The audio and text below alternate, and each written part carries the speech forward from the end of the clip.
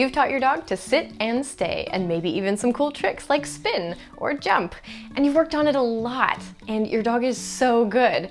You can't wait to show it off when you're visiting a friend, and lo and behold, your dog just won't do it then. How embarrassing, right? Wait, no, he knows it, I promise. Let me just ask him one more time. No? Still no? He knows it at home. Don't feel bad. This happens all of the time, and I hope that this video helps you to understand why and helps you prepare for that situation so that next time you do get to impress people. I'm Jennifer Malloway, and today I have one tip that will help you take your training to the next level. You ready? Here it is. Where you train is where your training will show. And what I mean is that the places that you practice those skills with your dog is where your dog will readily perform.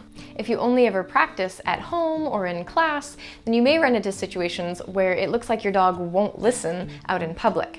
The reason for this is that dogs don't easily generalize the skills that you teach them. They need a lot of practice in context for those skills to be useful.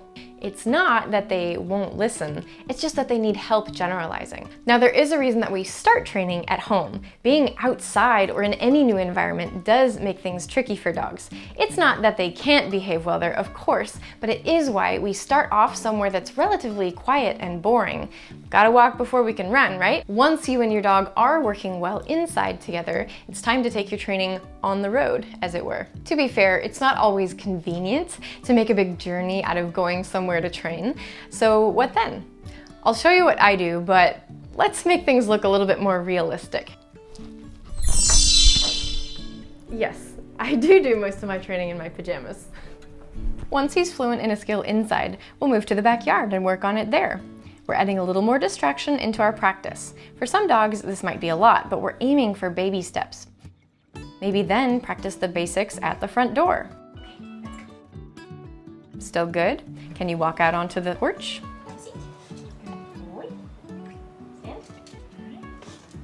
Can you make it to the sidewalk? Down the street? To the park? This is just an example progression. Everybody's home and neighborhood and dog, for that matter, will be different. But start by shifting your training somewhere else. If you've got a few minutes to practice, try it outside. One final thought, you guys.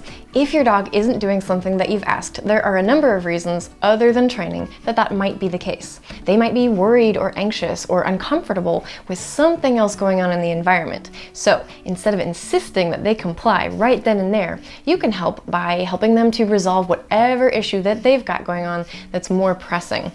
Okay, that's all. Don't forget to subscribe. I'll see you in the next video. Bye.